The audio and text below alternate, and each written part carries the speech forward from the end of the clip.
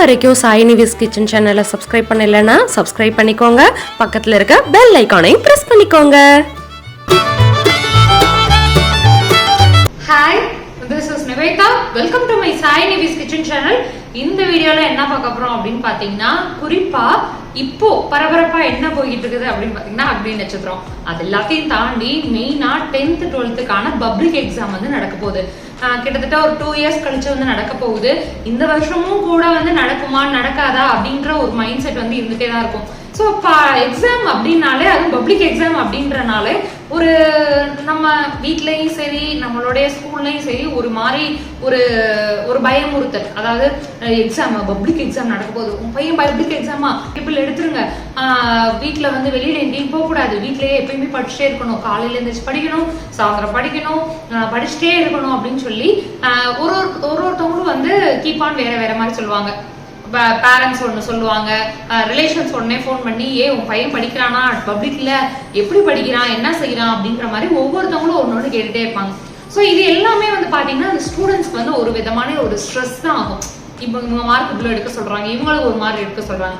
But அந்த பையனுக்கு அப்படின்ற ஒரு கெப்பாசிட்டி இருக்கும். அவனுக்கு வந்து ஒரு சயின்ஸ் இன்ட்ரெஸ்ட்னா சயின்ஸ் இன்ட்ரெஸ்டா போவாங்க, இல்ல மேக்ஸ் இன்ட்ரெஸ்ட்னா மேக்ஸ் இன்ட்ரெஸ்டா போவாங்க. இப்போ நான் வந்து உங்களுக்கு என்ன சொல்ல வரேன் அப்படின்னா, இதெல்லாம் வந்து அப்பார்ட். இப்போ வந்து எக்ஸாம் நடக்க போகுது, எக்ஸாம் வரப்போகுது. ஸோ இப்போ வர்றப்போ வந்து ரொம்ப வந்து நம்ம வந்து மைண்டை வந்து ப்ரெஷர் பண்ணக்கூடாது. ஃபர்ஸ்ட் வந்து ரிலாக்ஸா இருங்க. நார்மலா ஒரு எக்ஸாம் தான் எழுத போறோம். அந்த எக்ஸாம் வந்து இப்போ 10th அப்படின்னா அடுத்து நீங்க என்ன கோர்ஸ் எடுக்க போறீங்க அப்படின்றதுக்கு வந்து ஒரு ஒரு எப்படி சொல்றது, ஒரு சோர்ஸா இருக்க போகுது. இப்ப நீங்க இந்த குரூப் எடுக்கணும் அப்படின்னா அந்த குரூப்க்கு இவ்வளவு கட் ஆஃப் இருக்கணும், இவ்வளவு மார்க் இருக்கணும் அப்படின்னா நீங்க அடுத்த ஸ்டெப் போகலாம். இஃப் சப்போஸ் நீங்க 12th அப்படின்னா அடுத்து நீங்க என்ன கோர்ஸ் போறீங்க, இன்ஜினியரிங்கா இல்ல மெடிக்கல்லா, நீட் எழுத போறீங்களா, இல்ல ஆர்ட்ஸ் காலேஜ் போறீங்களா? ஸோ ஆர்ட்ஸ் காலேஜும் இப்போ நிறைய போட்டி வந்துருச்சு. ஒவ்வொரு காலேஜும் ஒவ்வொரு மாதிரி கட் ஆஃப் வைக்கிறாங்க. அப்போ நம்ம எந்த சப்ஜெக்ட் வந்து கான்சன்ட்ரேட் பண்ணணும், எந்த சப்ஜெக்ட் நம்ம வந்து கான்சன்ட்ரேட் கம்மியா வச்சுக்கலாம். இப்போ நான் வந்து மேத்தமெட்டிக்ஸ் சைட் போட போறேன் அப்படின்னா பயாலஜிக்கலுக்கு கொஞ்சம் கம்மியா வச்சுட்டு மேத்தமெட்டிக்ஸ்க்கு, பிசிக்ஸ், கெமிஸ்ட்ரிக்கு நீங்க அதிகமான இம்பார்ட்டன்ஸ் கொடுக்கணும். அந்த மாதிரி பிரிச்சுக்கோங்க. நார்மலா ரிலாக்ஸ் ஆகுங்க. உங்களுக்கு என்ன கோலோ உங்களுக்கு தெரியும். இவ்வளவு வருஷமா நம்ம என்ன படிச்சுட்டு வந்திருக்கோம், இந்த இதுல என்ன படிச்சுட்டு வந்திருக்கோம், இதுக்குரிய கோலை செட் பண்ணிக்கோங்க. அந்த இதுக்குரிய கோலை செட் பண்ணிட்டு ப்ளூ பிரிண்ட்னு உங்களுக்கு நிறைய கொடுத்துருக்காங்க. இப்போலாம் நிறைய வெரைட்டியா உங்களுக்கு வந்து கீ பாயிண்ட்ஸா இருக்கட்டும், இல்ல கொஸ்டின் பேப்பர்ஸா இருக்கட்டும், மாடல் கொஸ்டின் பேப்பர்ஸ், கொஞ்சம் அசைன்மெண்ட், கொஸ்டின் பேங்க், அந்த மாதிரி எக்கச்சக்கமா உங்களுக்கு வந்து அவைலபிளா இருக்கு, நெட்ல குட்டி கிடக்குது. ஸோ அது எல்லாத்தையும் அனலைஸ் பண்ணி வச்சிருப்பீங்க. இப்போ வந்து புதுசா எதையாவது ஒரு டாபிக்னு எடுத்து படிக்காம இருக்கிற டாபிக்கை திரும்பி ஒன்ஸ் அகைன் ரிவைஸ் பண்ணுங்க. காமான மைண்ட்ல ரிலாக்ஸா எர்லி மார்னிங் படிக்கிறது வந்து ரொம்ப ரொம்ப நல்லது, ரொம்ப பீஸ்ஃபுல்லா இருக்கும். என்ன ஒண்ணு மிஞ்சி போனா ஒரு 10 days 15 days கஷ்டப்பட போறீங்க. அதுக்கடுத்து ஒரு லீவ் வரப்போகுது, சம்மர் ஹாலிடேஸ் லீவ் வரப்போகுது, அடுத்த கைண்ட் ஆஃப் ஒரு ஸ்டேஜுக்கு நீங்க போயிருவீங்க. ஸோ நம்ம இவ்வளவு நாள் படிச்சதை வந்து நீங்க இந்த ஒரு 15 days கொஞ்சம் ஒர்க் போடலாம இருந்துட்டீங்க அப்படின்னா அது உங்களுக்கு தான் வேஸ்ட். ஸோ காலையில கொஞ்சம் ஃப்ரெஷ் மைண்டா நீங்க வந்து எடுத்து படிக்க ஆரம்பிங்க. அந்த நேரம் வந்து என்ன படிக்கலாம் அப்படின்றது முந்தின நாளே ஒரு டைம் டேபிள் போட்டுருங்க. இந்த மணில இருந்து இத்தனை மணி, 6 to 7 வந்து இந்த டாபிக் நம்ம கவர் பண்ணிடலாம், 7 to 7:15 நம்ம பிரேக் எடுத்துக்கலாம், அடுத்து 8 to 8:15 நம்ம வந்து இந்த டாபிக் படிக்கலாம் அப்படின்ற மாதிரி ஒரு ஷெட்யூல் போட்டுக்கோங்க.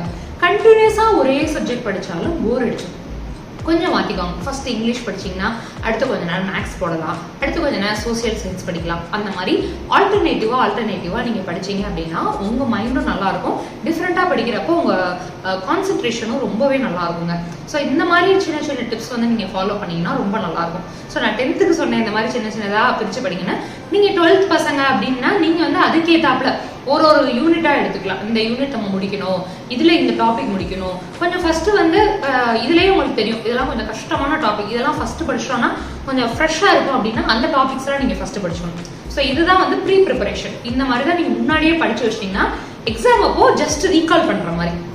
ஓகே, இன்னொரு டிப் என்ன சொல்லணும்னு நினைச்சேன் அப்படின்னா, நீங்க ஒவ்வொரு ரிவிஷன் பண்றீங்களா, காலையிலயோ எப்பயோ ரிவிஷன் பண்றப்போ அது ஒரு நோட் மாதிரி போட்டுட்டு படிச்சுட்டே இருக்காம ஒரு கீ பாயிண்ட்ஸா எழுதிட்டே வாங்க. இந்த யூனிட் நம்பர் 1 இந்த டாபிக்.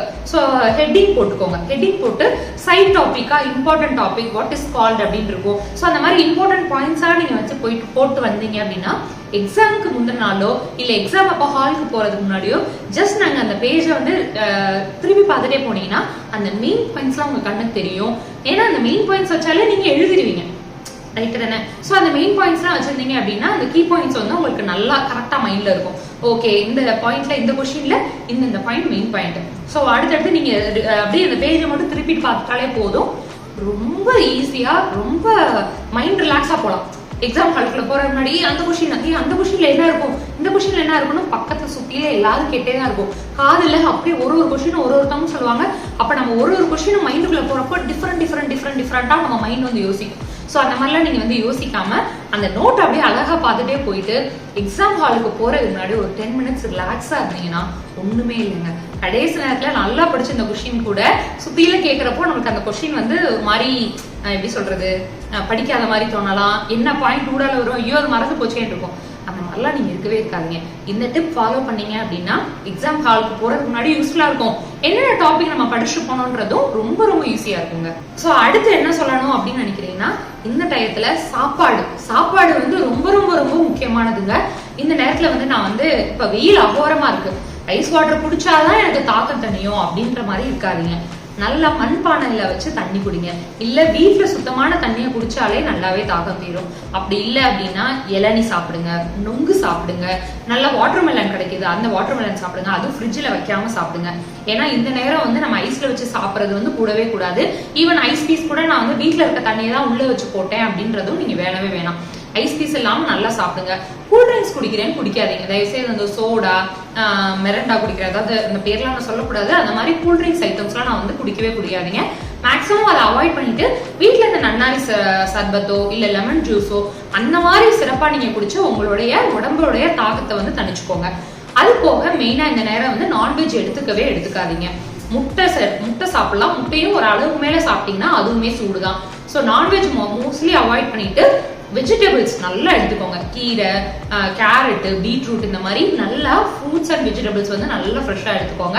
நான்வெஜ் இந்த நேரம் அவாய்ட் பண்ணிடுங்க. முக்கியமா ஹோட்டல்ல வாங்கி சாப்பிடாதீங்க.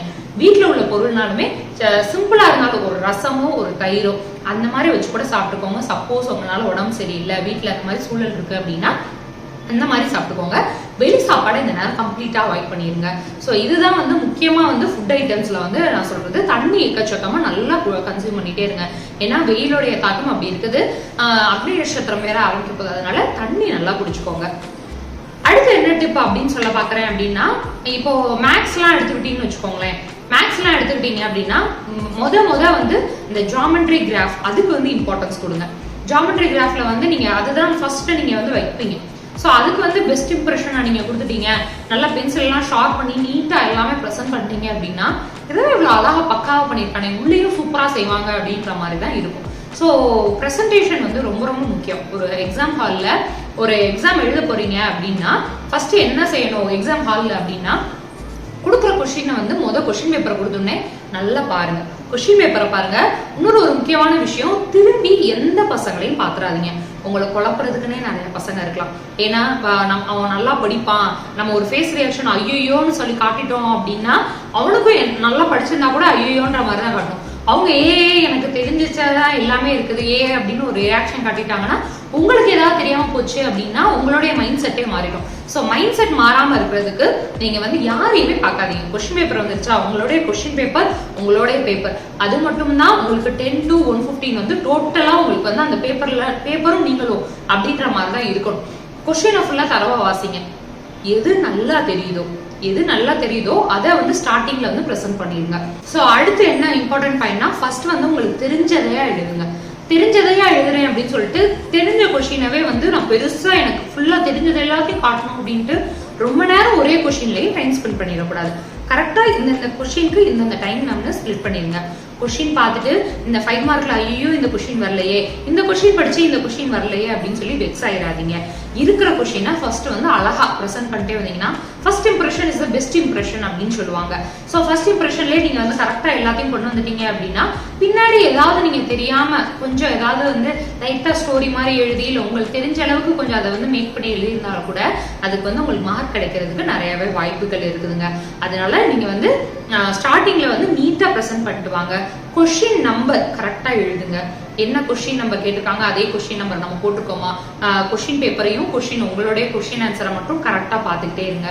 அதுக்கடுத்து எழுதின கொஸ்டினே திரும்பி திரும்பி எழுதுறாங்க. இவங்களுக்கு என்ன தெரிய போகுது, நம்ம ஃபர்ஸ்ட் பேஜ்ல இந்த கொஸ்டின் எழுதி ஆன்சர் எழுதுறோம், கடைசி அதே கொஸ்டின் எழுதி நம்மளுக்கு நல்லா தெரியுமே அப்படின்னு சொல்லிட்டு கடைசியும் அந்த தப்பு பண்ணிடாதீங்க. ஏன்னா உங்களுக்கு ஆன்சர் ஷீட் புக் மார்க் பண்ற ஷீட்லயே கரெக்டா எழுதிருப்பாங்க, 1A 1Bன்னு கரெக்டா எழுதிருப்பாங்க. ஸோ அந்த மார்க் அவங்க கரெக்டா அங்க அலாட் பண்றப்போ நீங்க 2 தடவை மிஸ்டேக் பண்ணிருந்தீங்க அப்படின்னா அது உங்களுக்கு தான் பிரச்சனை. உங்களுக்கு தான் அந்த நேரம் அந்த டீச்சர் திருத்துறப்போ எவாலுவேஷன் பண்றப்போ உங்க மேலதான் கோவம் வரும். ஸோ அந்த தப்பெல்லாம் பண்ணிடாதீங்க. இன்னொரு முக்கியமான விஷயம், அடித்தல் இல்லாம நீட்டா எழுதுங்க. நீட்டா தெளிவா எழுதுங்க. எங்க இடத்துலயும் இன்கரேசர் போட்டு அழிக்கணும், பெலிகன் யூஸ் பண்ணணும், அந்த மாதிரி எல்லாம் நீங்க வச்சுக்காதீங்க. நீட்டா பொறுமையா அழகா பிரசன்ட் பண்ணுங்க. எந்த இடத்துலயும் அடிச்சல், சப்போஸ் உங்களை மீறியும் ஒரு அடித்தல் வருது அப்படின்னா ஒரு சின்ன கிராஸ் நோட் பண்ணுங்க. அதுலயே ஸ்கிரிபிள் பண்ணிட்டே இருக்காம அடுத்து லைட்டா அடிச்சு நீங்க எழுத ஆரம்பிங்க. அடுத்து இன்னொரு முக்கியமான விஷயம் என்ன அப்படின்னு பாத்தீங்கன்னா, பேப்பர் தான் கண்டென்ட். நம்ம இத்தனை பக்கம் எழுதணும் அப்படின்னா இவ்வளவு வெயிட்டா இருந்துச்சு அப்படின்னா நம்ம நிறைய எழுதியிருக்கோம் அப்படின்றத கிடையாதுங்க. உங்களுக்கு என்ன தெரியுது, கரெக்டா இவ்வளவு பேஜ், இவ்வளவு ஒரு சம்ம இவ்வளவுதான் முடிக்க முடியும் அப்படின்றத நீங்க எழுதலாம், இவ்வளவு கூட கொண்டு வரலாம். அதுவே நான் ஒரு பேப்பர் ஃபுல்லா கொண்டு வருவேன், அங்கங்க அவ்வளோ அன்னெசரி கேப் விட்டு, தேவையில்லாத ஒரு கேப் விட்டு, இடைவேளை விட்டு எழுதாதீங்க. எந்த அளவுக்கு நீங்க வேணுமோ அந்த அளவுக்கு கரெக்டா எழுதி கொண்டு போங்க. இத்தனை பேப்பர் அவன் வாங்கிட்டான், வெளியில சொல்லுவாங்க நான் 32 பேஜ் எழுதினேன், நான் 30 பேஜ் தானே எழுதினேன், ஒரு பேர் சொல்லுவாங்க நான் 22 தானே எழுதினேன் அப்படின்னு சொல்லிட்டு. ஸோ அதெல்லாம் மனசுல போட்டு குழப்பிக்காதீங்க. ஸோ பேப்பர் மேட்டரே கிடையாது, உள்ள நீங்க என்ன எழுதிருக்கீங்களோ அதுதான் கண்டென்ட். சுத்தில நிச்சயமா யாரையுமே பார்க்காதீங்க. உங்க பேப்பர் உண்டு, நீங்க உண்டு. அவன் எழுதி முடிச்சிட்டானா, அவன் என்ன பண்ணிட்டு இருக்கான், இந்நேரம் கிராஃப் சுத்தி போட்டுட்டு இருக்காங்களா, ஜாமெண்ட்ரி போட்டுட்டு இருக்காங்களா, அந்த மாதிரி மைண்ட் செட்டே உங்களுக்கு வேண்டாம். ஒரே கான்சென்ட்ரேஷன் உங்களுடைய பேப்பர், உங்களுடைய டைம் மேனேஜ்மெண்ட் கரெக்டா பண்ணிக்கோங்க. ஒரே கொஸ்டின்ல ரொம்ப நேரம் இருந்துடக்கூடாது. அடுத்தடுத்த கொஸ்டினுக்கு நம்ம எப்படி போகணும் அப்படின்றத ஸ்பிளிட் பண்ணி கரெக்டா போங்க. அப்புறம் ஒரு கொஸ்டின் முடிஞ்சோடனே கரெக்டா நீட்டா லைன் டிரா பண்ணுங்க. அவங்க அதாவது இந்த பேப்பர் பார்த்தோன்னே அப்படியே நச்சுன்னு இருக்கணும், கிறுக்கி இல்லாம நீட்டா நச்சுன்னு இருந்துச்சு அப்படின்னா அந்த பேப்பர் திருத்துறவங்களுக்கே ஒரு ஆசை வரும், பரவாயில்ல சூப்பரா ப்ரெசென்ட் பண்ணிருக்காங்க அப்படின்ற ஒரு தாட்டும் அடுத்தடுத்து நல்லா இது பண்ணுவாங்க. இஃப் சப்போஸ் ஏதாவது கொஸ்டினே நீங்க படிக்காத கொஸ்டின்ல படிக்காத போர்ஷன் இல்ல ஏதாவது ஒரு எக்ஸஸா இருந்துச்சு அப்படின்னா கண்டிப்பா அதெல்லாம் ஒன்வேர்டா இருந்தா நீங்க நம்பர் போட்டு ஏதாவது ஒரு ஆன்சர் எழுதிட்டு வாங்க. இஃப் சப்போஸ் அது எக்ஸ்ட்ரா கொஸ்டின், அது அவுட் ஆஃப் சிலபஸ் அப்படின்னா உங்களுக்கு மார்க் ப்ரொவைட் பண்றதுக்கு நிறைய சான்சஸ் இருக்குது. அதனால நீங்க அதை ஸ்கிப் பண்ணிட்டு வராம அதுக்குரிய நம்பர் போட்டு கரெக்டா எழுதிடுவாங்க. எனி 10 கொடுத்தாங்கன்னா எனி 10 எழுதுங்க, கூடவோ குறையவோ பண்ணாதீங்க. அதே மாதிரி எனி 5 கொடுத்தாங்க, எய்தர் ஆர் சாய்ஸ் அப்படி கொடுக்குறப்போ இந்த நம்பருக்கு AB அப்படி கொடுத்தாங்கன்னா A மட்டும் எழுதுங்க. வேற நம்பர் போட்டு Bன்னு போட்டு அந்த கொஸ்டினை எழுதி வைக்காதீங்க.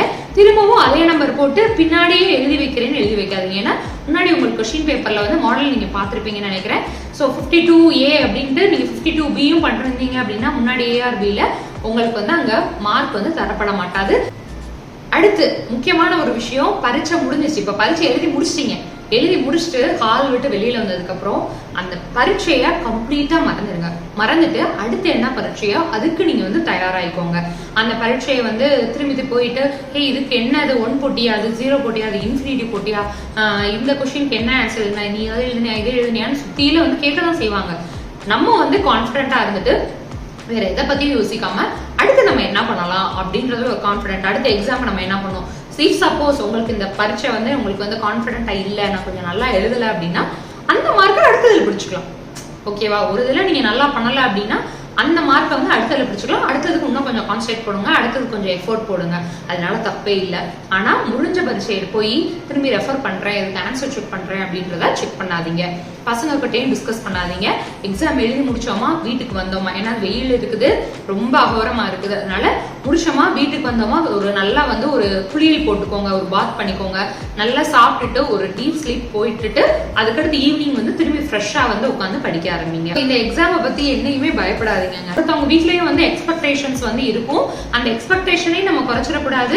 அதே மாதிரி நீங்க எப்படி இருக்கீங்கன்றதையும் நீங்க முன்னாடியே சொல்லிட்டீங்க, அம்மா நான் 450 எடுப்பேமா, 450க்குள்ள எடுப்பேமா, 440 to 450 எடுப்பேன், அதான் என்னோட இது அப்படின்னு சொல்லி அவங்கள்ட்டையும் சொல்லிட்டீங்கன்னா அவங்களும் அந்த எதிர்பார்ப்பு பையன் இந்த இதுக்குள்ள எடுத்துருவான்ப்பா, இந்த இதுக்குள்ள எடுத்துருவான் அப்படின்ற ஒரு கோல் செட் வச்சுட்டு அடுத்து என்ன செய்யணும்னு அவங்களும் யோசிப்பாங்க. ஸோ அதனால அந்த கோல் செட் எவ்வளவு வச்சிருக்கீங்க அப்படின்றதையும் வீட்டுல வந்து பேரண்ட்ஸ்ட ஓப்பனா சொல்லிருங்க, தப்பே இல்லை. இப்பதான் வந்து 10th படிச்சு முடிச்சீங்கன்னு வச்சுக்கோங்க, இன்னும் ஒரு மாசம் 2 மாசம் 10th மார்க் என்னன்னு கேட்பாங்க. அதுக்கடுத்து 12th போனா 12th மார்க்கு ஒரு 2 மாசம் கேட்பாங்க. அதுக்கடுத்து உங்களுடைய ஜாப், அதுதான் வந்து கடைசி பதில் சொல்லும். இப்ப என்கிட்ட வந்துட்டு யாரும் என்கிட்ட வந்து 10th மார்க்கோ 12th மார்க்கோ கேட்க போறது இல்லை. ஸோ வந்து அது ஒரு பார்ட் ஆஃப் த லைஃப் தான். அதனால நீங்க வந்து அதை போட்டு மனசை போட்டு ரொம்ப குழப்பிக்காம, அந்த எக்ஸாம், இது எதுக்காக உங்களுக்கு சொல்றேன் அப்படின்னா, எக்ஸாம் ஃபியர், அந்த எக்ஸாம் ஸ்ட்ரெஸ்ஸை வந்து நீங்க வெளியில வந்துட்டு மைண்டை ரிலாக்ஸா வச்சுட்டு உங்களால முடிஞ்ச எஃபர்ட் பண்ணது, இவ்வளவு வருஷமா நீங்க போட்ட அந்த 1 year வந்து எவ்வளவு எஃபர்ட் போட்டீங்களோ அந்த எஃபர்ட்டை வந்து நீங்க கொடுங்க. கண்டிப்பா அதுக்கேற்ற பலன் வந்து உங்களுக்கு கிடைக்கும். இந்த எக்ஸாம் பார்த்து பயப்படாதீங்க. ஒரு சாதாரண எக்ஸாமா நீங்க போய் எழுதிட்டு வாங்க. வேற எந்த மால் ப்ராக்டிஸும் பண்ணாதீங்க. வேற யார் பண்ணாங்களா அதை என்கரேஜும் பண்ணாதீங்க. அதை பார்த்து நீங்க எதுவும் செய்யாதீங்க. உங்களோட ஹால், உங்களோட எக்ஸாம் விட்டா வீடு, அந்த மாதிரி இருந்துட்டு போங்க. கண்டிப்பா இந்த டிப்ஸ் உங்களுக்கு வந்து யூஸ்ஃபுல்லா இருக்கும்னு நினைக்கிறேன். இந்த டிப்ஸ் வந்து ஃபாலோ பண்ணிக்கோங்க, மைண்ட்ல செட் பண்ணிக்கோங்க. எந்த டென்ஷன், எந்த பதட்டமும் இல்லாம சூப்பரா எக்ஸாம் எழுதிட்டு வாங்க. ஸோ 10th and 12th ஸ்டூடெண்ட்ஸுக்கு என்னுடைய சாயினிவிஸ்கிச்சன் சேனல் சார்பா வாழ்த்துக்கள் and all the very best students.